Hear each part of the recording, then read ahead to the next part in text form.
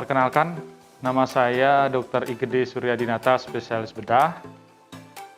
Kali ini kita bertemu dalam laboratorium keterampilan klinik mengenai keterampilan dasar bedah minor dan juga teknik penjahitan luka. Jadi dalam video ini saya akan memperagakan bagaimana teknik melakukan prosedur bedah minor dan juga penjahitan luka yang benar. Di mana keterampilan klinik ini adalah merupakan salah satu kompetensi yang harus dicapai oleh seorang dokter dalam melakukan pelayanan kesehatan di fasilitas kesehatan. Jadi dalam prosedur bedah minor dan teknik penjahitan luka itu dimulai dari tahap persiapan, kemudian melakukan prosedur, inform consent, mempersiapkan alat, kemudian sampai terakhir adalah penutupan luka. Jadi untuk itu capaian pembelajaran yang harus dicapai oleh mahasiswa adalah mampu melakukan prosedur bedah minor, yaitu yang di sini akan kita lihat adalah prosedur insisi drainase abses, kemudian eksisi tumor superficial, eksisi atau ekstirpasi, dan terakhir adalah sirkumsisi. Samping itu juga keterampilan lain yang harus dikuasai adalah teknik untuk penjahitan luka. Dalam hal ini luka terbuka ya, luka terbuka pada kulit dan jaringan subkutis. Demikian untuk pertama kita harus mengenali alat-alat yang akan digunakan dalam prosedur bedah minor maupun penjahitan luka. Sekarang kita akan melakukan pengenalan terhadap alat-alat yang akan digunakan pada prosedur bedah minor dan teknik penjahitan luka. Jadi alatnya itu ada terbagi dua, yaitu instrumen bedah, ya, instrumen bedah minor, kemudian alat berupa benang dan juga alat dan bahan yang akan dipakai sewaktu melakukan prosedur asepsis atau antiseptik untuk mensuci hamakan daerah lapangan operasi. Jadi yang pertama adalah instrumen bedah. Instrumen bedah di sini bisa kita lihat. Kita harus menyiapkan. Ini alatnya sebelum dilakukan tindakan harus disuci hamakan terlebih dahulu atau disterilkan. Ya. Alat bedah minor ini meliputi yang pertama adalah ini adalah pemegang jarum atau needle holder namanya ya. Pemegang jarum, needle holder. Bentuknya seperti ini ya, needle holder. Ukurannya bermacam-macam, ada dari ukuran kecil, sedang sampai besar ya, tergantung jenis jarum yang akan dipakai. Kemudian ada pinset atau forceps ya. Di sini ada dua jenis ya. Yang pertama adalah pinset atau forceps chirurgi. Ini merupakan pinset bergigi ya, digunakan untuk memegang jaringan yang terletak di superficial atau di luar ya, misalnya kulit. Kemudian ada pinset atau forceps anatomi ya, ini. Ya, ini kita lihat perbedaannya. Pinset anatomi atau forceps anatomi ini tidak mempunyai gigi di ujungnya ya, jadi memegang jaringan yang sebelah dalam, misalnya memegang fascia, lemak, begitu ya, otot. Nah, jadi lebih tidak traumatik. Kemudian ada gunting ya. Gunting ini adalah gunting jaringan ya. Gunting jaringan ada yang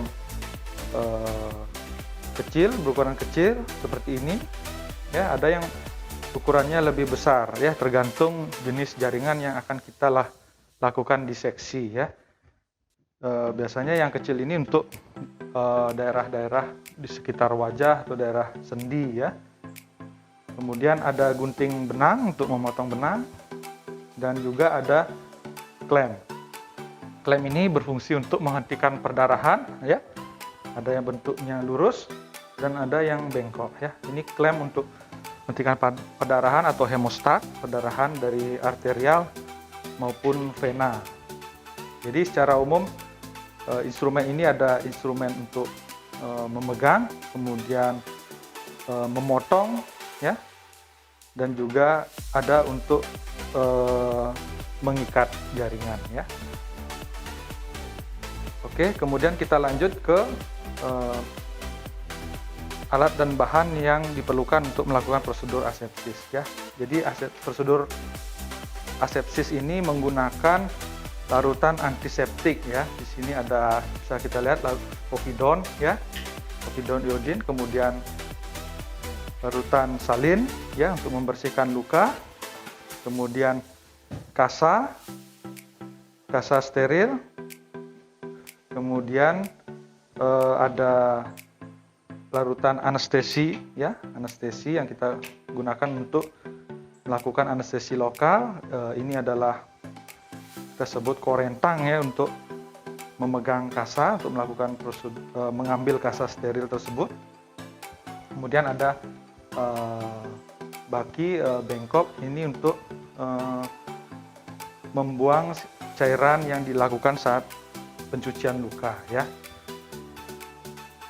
Sebelum melakukan prosedur apapun, tindakan medis pada pasien, kita harus melakukan informed consent terlebih dahulu atau meminta persetujuan setelah pasien diberikan penjelasan dengan lengkap mengenai kondisi yang diderita oleh pasien ya.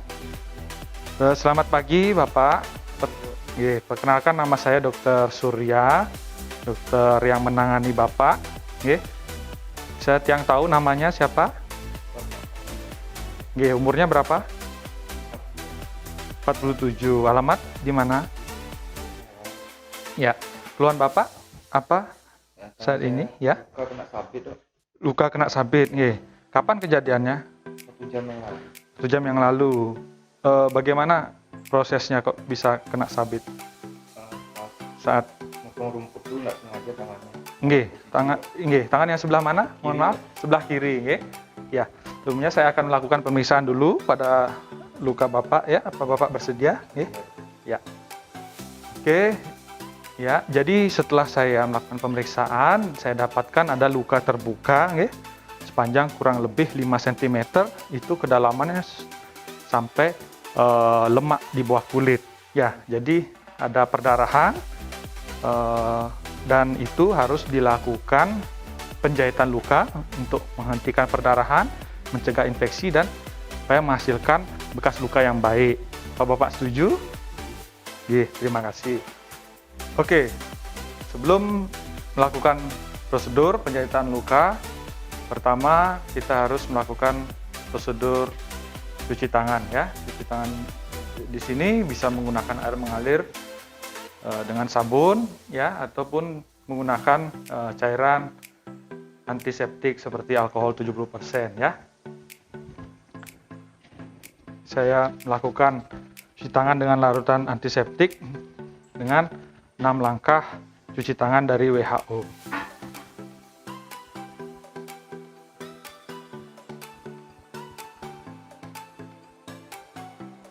Ya, selama minimal 20 detik. Bekas pembersihan luka yang bisa terjadi infeksi silang, jadi kita harus memakai alat pelindung diri ya.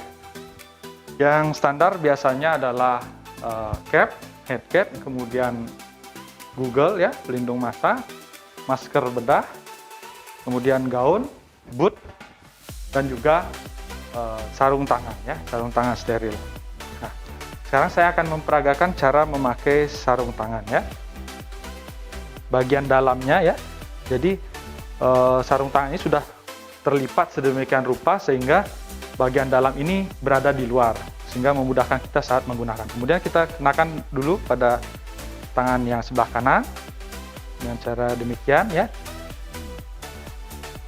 Intinya tidak boleh ada kontak dengan bagian luar ya. Kita masukkan sampai pergelangan, kemudian kita biarkan seperti ini. Lalu untuk memakai tangan yang kiri, karena bagian luar ini adalah bagian steril, maka kita ambil ya bagian dalam daripada lipatan ini ya. Ya, tujuannya supaya yang steril tetap kontak dengan bagian yang steril ya. Seperti ini. Lalu kita kenakan ke tangan yang sebelah kiri ya, seperti ini. Usahakan bagian luar yang steril tidak menyentuh kulit kita ya. Kemudian kita perbaiki. Nah, baru setelah terpakai yang kiri, baru kita pakai perbaiki yang sebelah kanan ya. Kita sesuaikan ya. Jadi demikian cara pemakaian sarung tangan steril. Oke, sekarang kita lihat pasien dengan luka terbuka atau laserasi di regio antebraki kiri ya. Kedalaman sampai ke lemak subkutan. Panjang luka sekitar 4 cm ya. Yang pertama kita lakukan adalah melakukan pensuci hamaan atau sterilisasi medan operasi ya. Kita menggunakan larutan povidon iodin ya. Kemudian kita sterilkan medan operasi dengan menggunakan kasa ya, menggunakan kasa steril, dijepit dengan pinset ataupun klem ya. Seperti ini.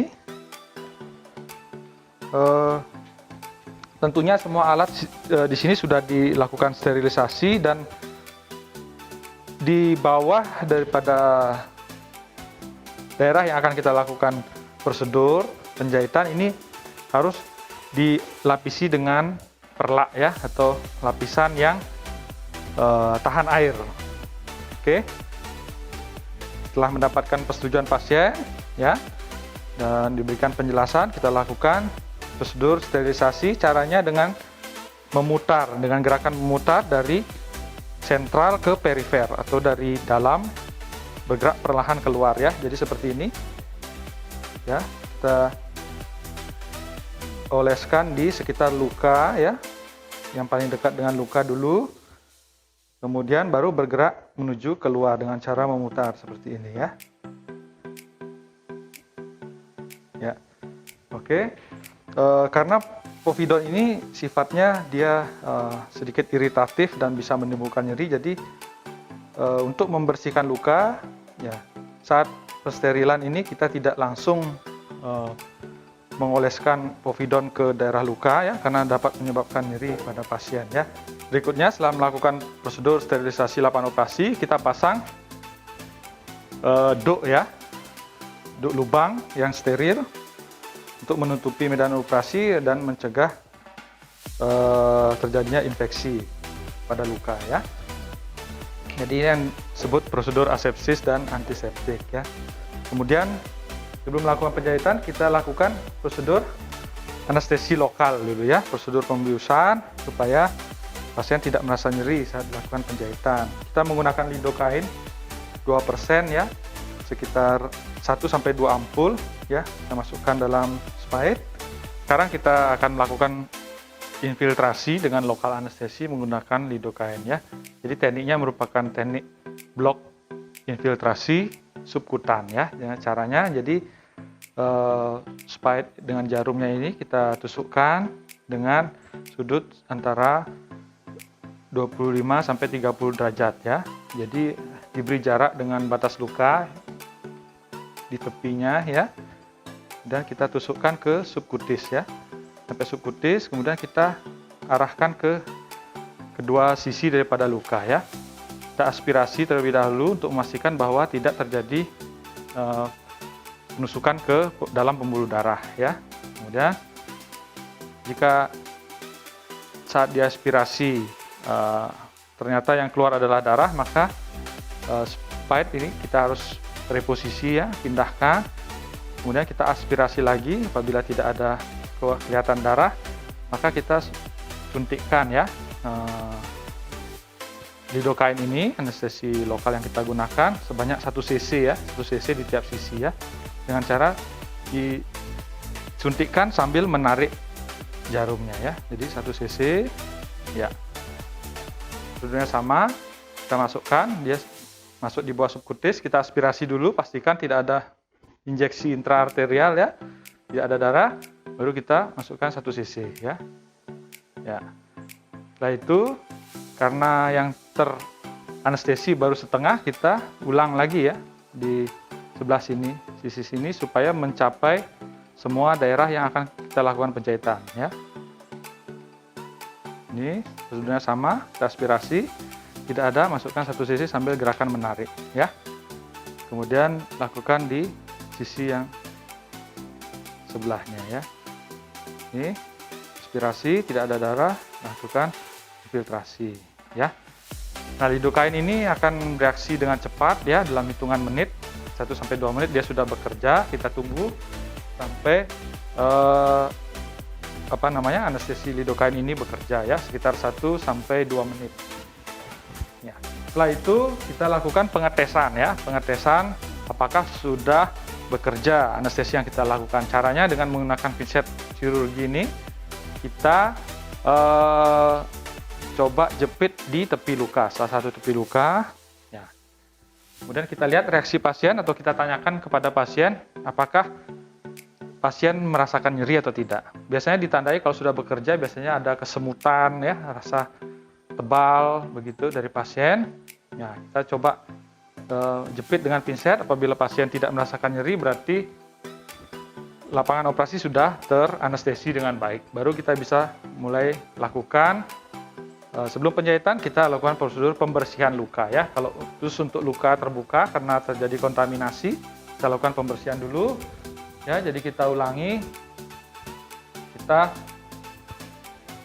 berikan oleskan larutan antiseptik terlebih dahulu ya pada luka, begini, dengan gerakan menggosok daerah luka itu ya, dengan gentle ya, dengan lembut. Kemudian kita bilas dengan larutan salin ya, kita bilas ini larutan salin, tergantung daripada kondisi luka ya.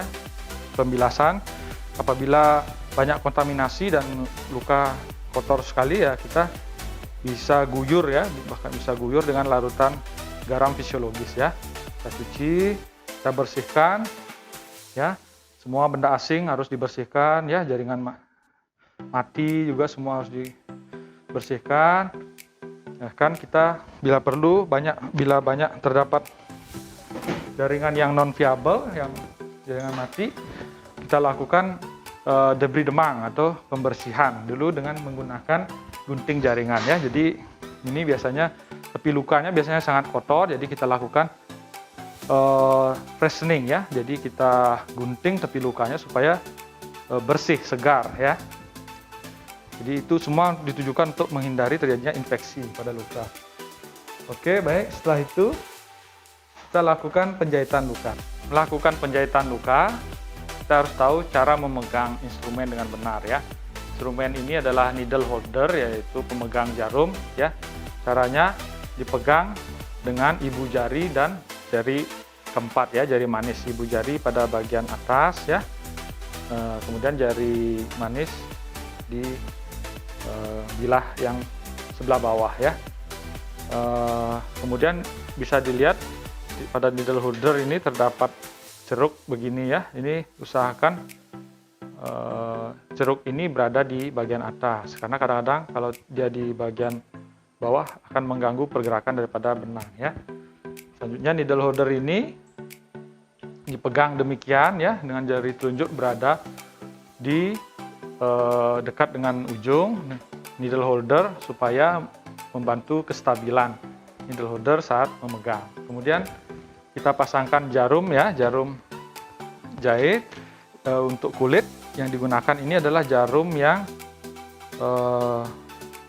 cutting ya, istilahnya cutting, dia berbentuk segitiga ya, segitiga ujungnya ini kalau kita perhatikan dia berbentuk segitiga, tajam, dan usahakan tangan kita tidak pernah memegang jarum ini ya, untuk keamanan ya, harus dipelajari tekniknya. Kemudian jarum ini dipegang pada sepertiga sepertiga belakang ya, sepertiga belakang kurang lebih ya. Jadi jarum ini dibagi menjadi 3 bagian, kemudian tempatkan jarum ini dipegang oleh needle holder pada sepertiga bagian belakang ya. Jadi bagian depannya lebih panjang ya, kira-kira 2/3 ya.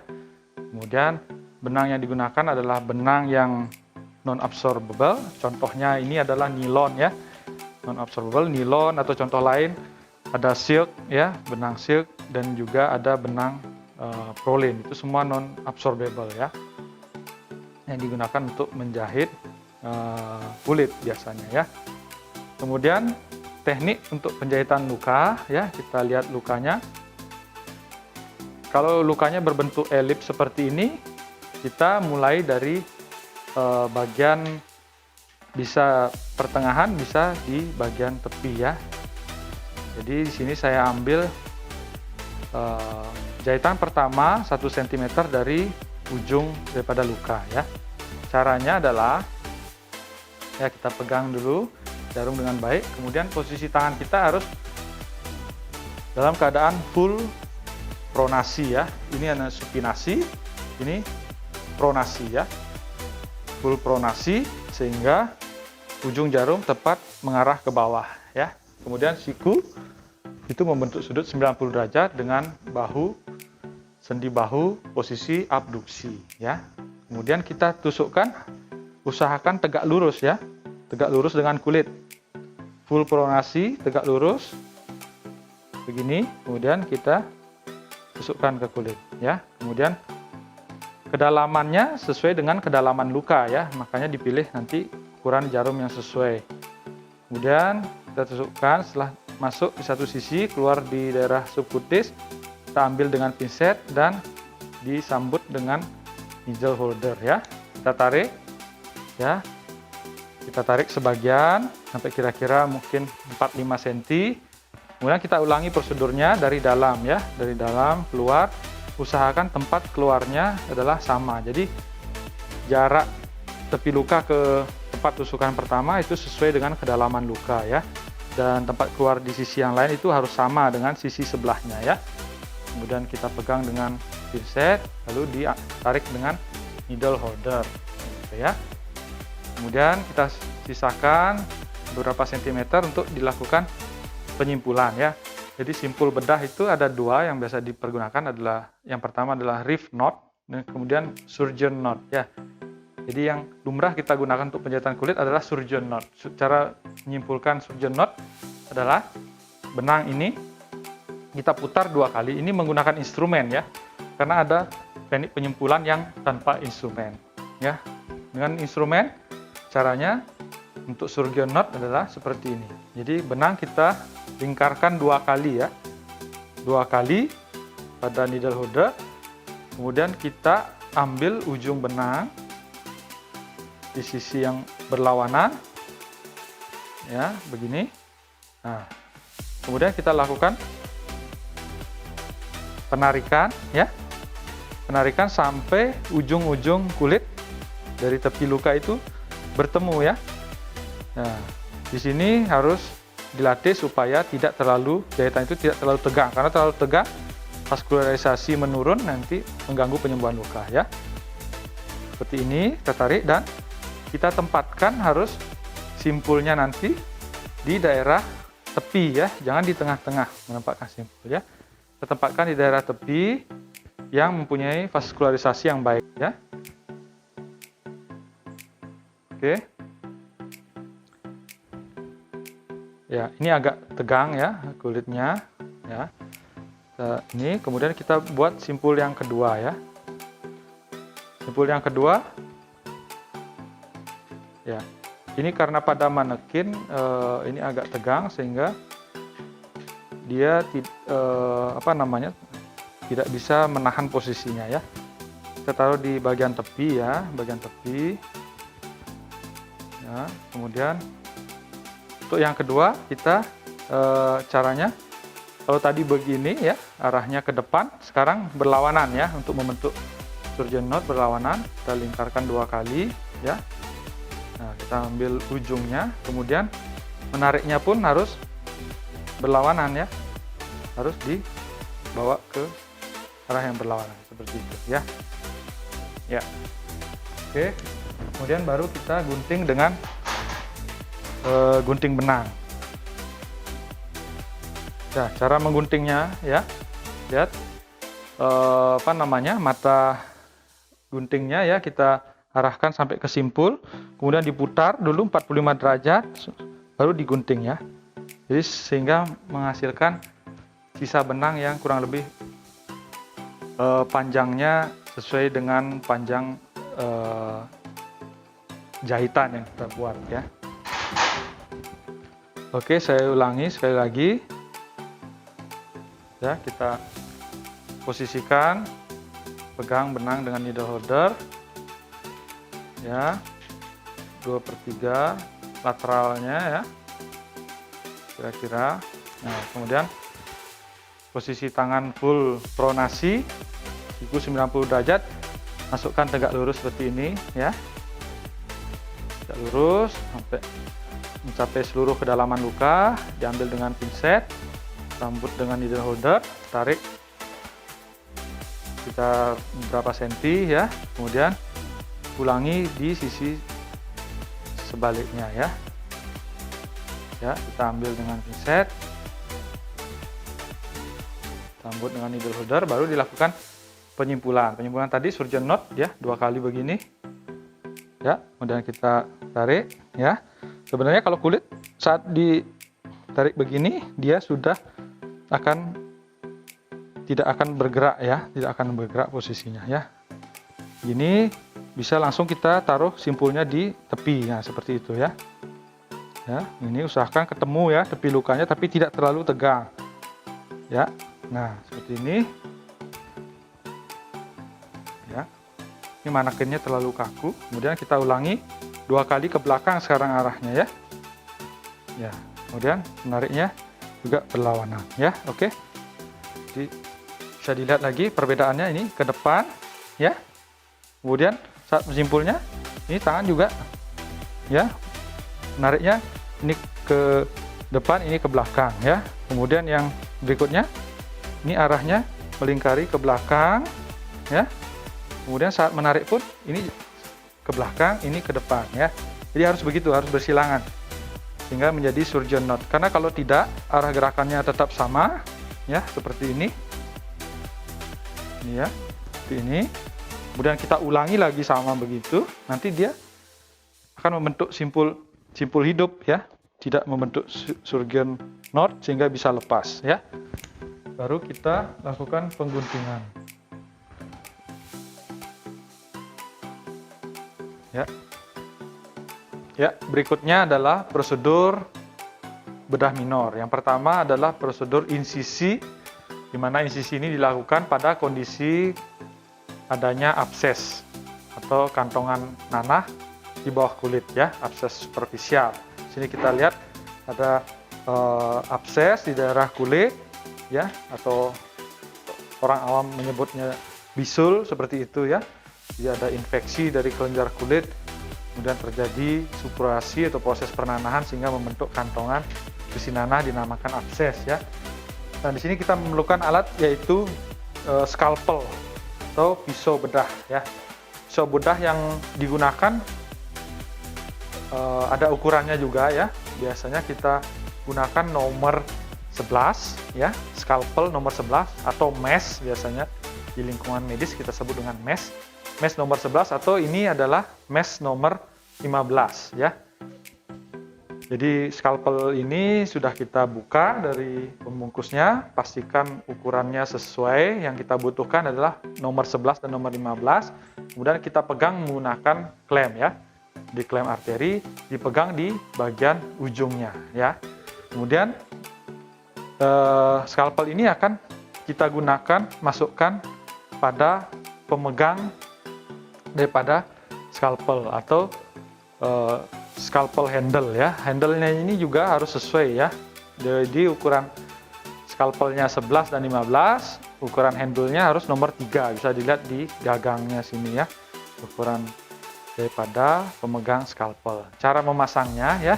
Kita lihat bagian ujung pada handle ada ini markernya ya, garis miringnya mengarah ke atas, jadi kita sesuaikan dengan pangkal daripada scalpel ya, scalpel juga supaya arahnya sama.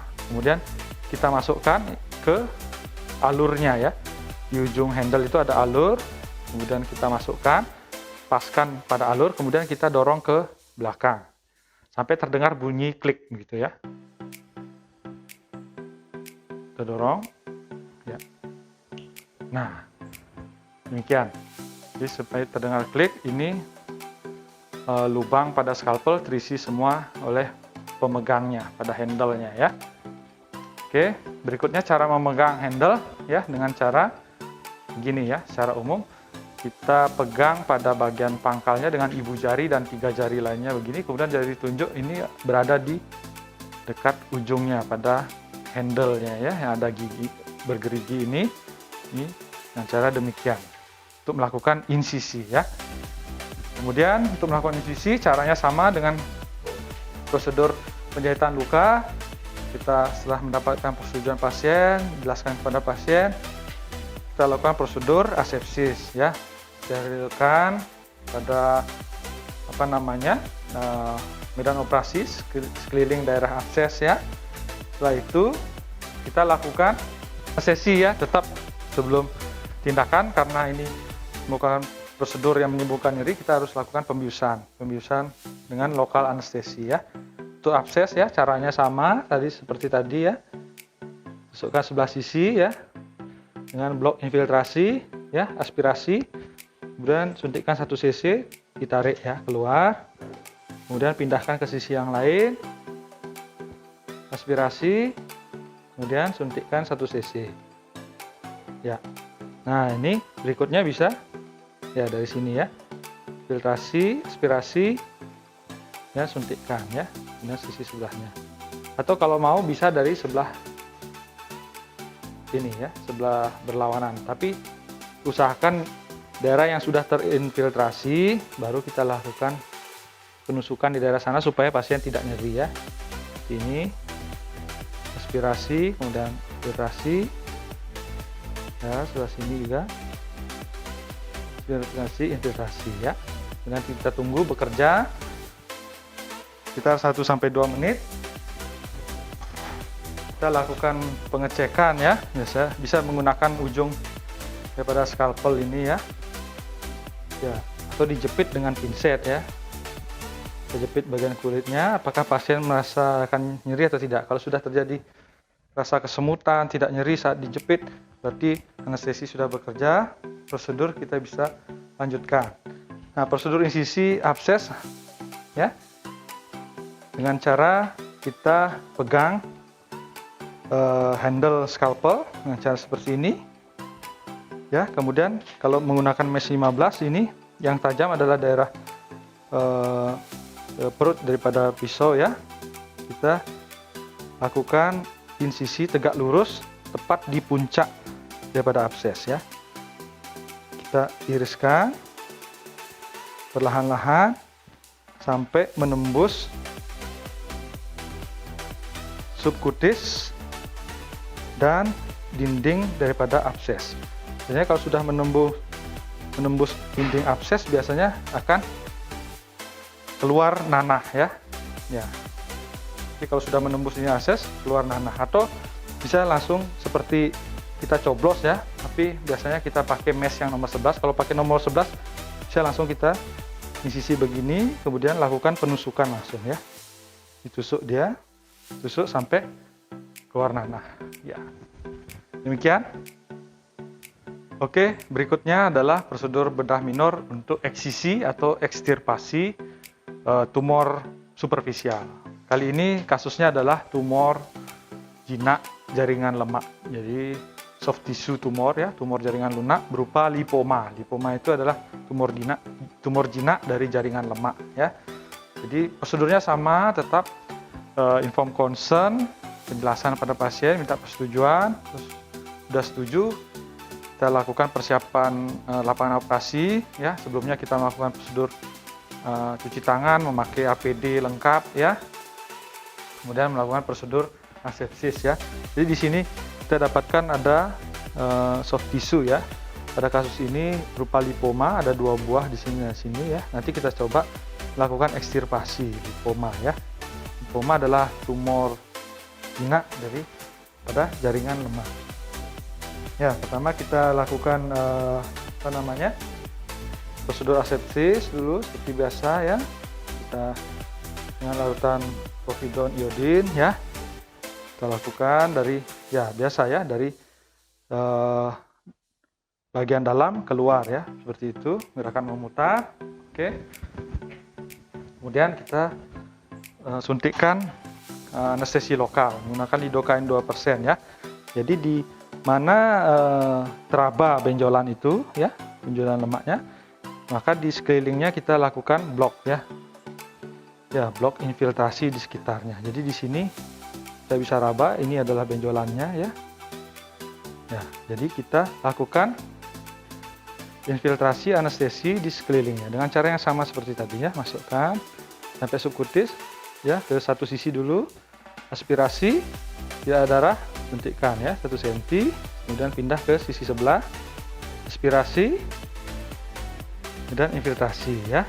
Kemudian ulangi sampai seluruh lapangan sekeliling tumor terinfiltrasi ya. Ini ya. Lagi. Oke. Kita tunggu bekerja. Ya. Dan kita tes ya, kita jepit. Kalau pasien sudah tidak merasa nyeri ya, sekitar 1-2 menit.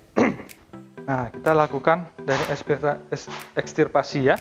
Tetap menggunakan scalper nomor 15 yang sesuai, atau nomor 20 juga bisa ya. Kemudian alat-alatnya tadi ada klem, arteri, kemudian pinset, forceps ya. Kemudian needle holder dan juga gunting jaringan dan gunting benang ya. Oke. Berikut prosedur ekstirpasi. Caranya adalah kita setelah teranestesi kita insisi tepat di atas tumor ya. Ya. Untuk lipoma biasanya dia berkapsul tumornya, jadi sehingga kalau kita bebaskan dia dari jaringan sekitar dengan diseksi tumpul, dia akan sangat mudah dikeluarkan hanya dengan menekan sedikit. Jadi insisinya tidak perlu lebar ya. Jadi ukuran tumor tergantung, kalau ini panjangnya sekitar 3 cm, jadi kita cukup 2 cm saja. Insisi tepat di tengah-tengah ya. Di insisi tepat di atas tumor, diperdalam sampai subkutis atau sampai tampak dia massa tumornya ya. Ini kita bisa lihat ya. Setelah tampak, ya perdarahan bisa kita hentikan dengan kauter, maupun kita kalau ada perdarahan kita gunakan kasa, kita tekan aja sementara ya untuk menghentikan perdarahan. Atau kalau ada pembuluh darah besar yang terpotong, kita gunakan klem arteri, kita jepit ya. Kita jepit di mana lokasi perdarahan tersebut ya. Kita jepit dengan klem. Nah, setelah itu kita ligasi, kita ikat ya. Kalau hanya kecil-kecil perdarahan di kulit, kita tekan dengan menggunakan kasa ya. Menggunakan gunting diseksi ya, gunting jaringan seperti ini ya. Ya, jadi sudah ketika terlihat massa tumor ya, sudah kita bebaskan dengan gunting ya, dengan cara diseksi tumpul namanya ya. Kita masukkan, dorong, kemudian dibuka. Jadi dia akan membuka jaringan begitu ya. Dibuka ke segala arah untuk membebaskan kapsul daripada lipom ini ya. Pinset yang digunakan adalah pinset ini ya, untuk kulit cari yang bergigi, pinset chirurgi ya. Ya, kita lakukan prosedur diseksi ya, seperti ini. Itu kita bebaskan dia dari jaringan-jaringan sekitarnya ya. Ini ada kapsulnya. Ya, bisa agak dekat ya. Nah, kapsulnya kita buka, kemudian kita bebaskan ke segala arah ya. Nah, seperti ini. Seksi ke arah sini, diseksi ya. Kita diseksi segala arah. Nah, biasanya kalau sudah lepas dia dari kapselnya, nah ini bisa dengan sangat mudah kita keluarkan ya.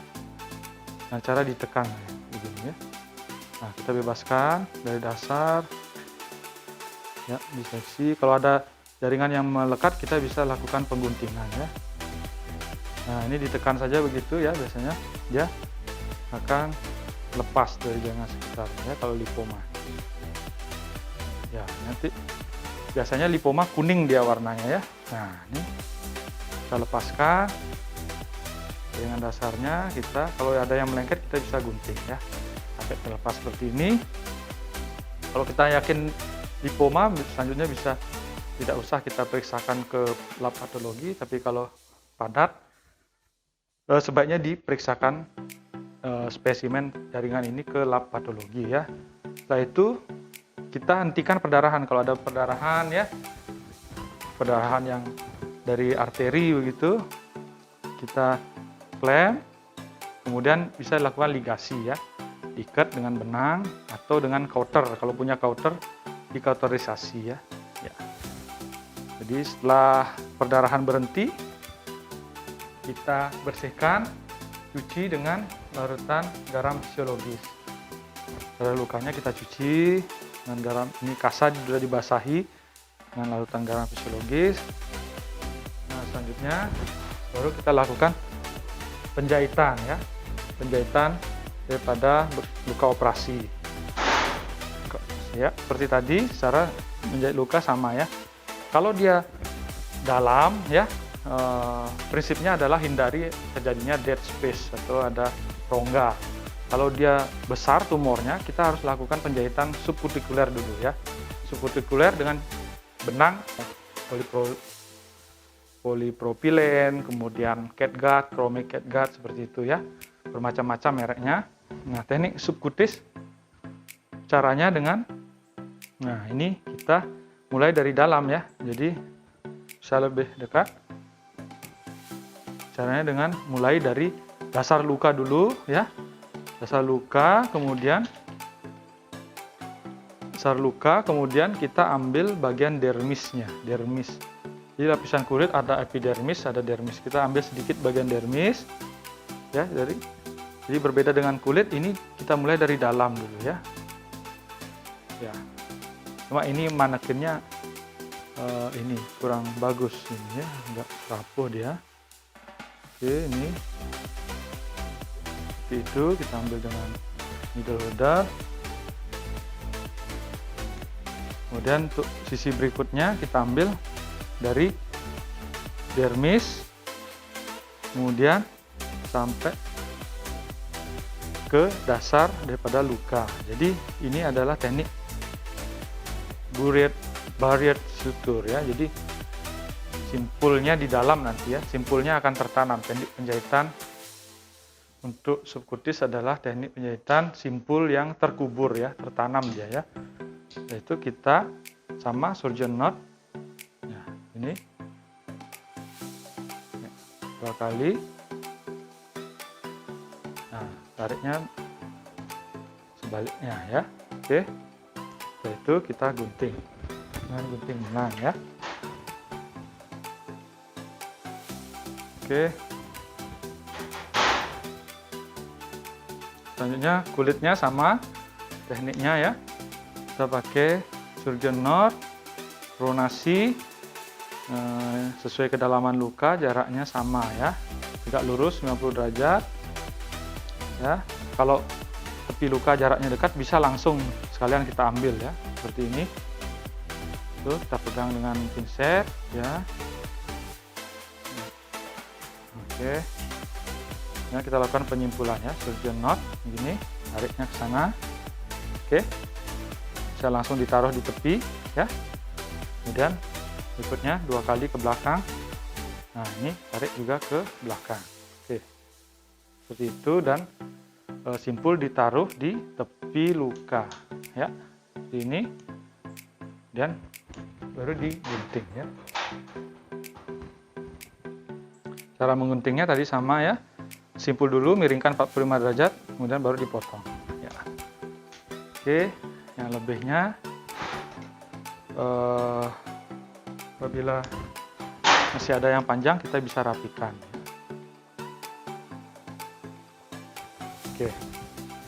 Oke, demikian. Terima kasih.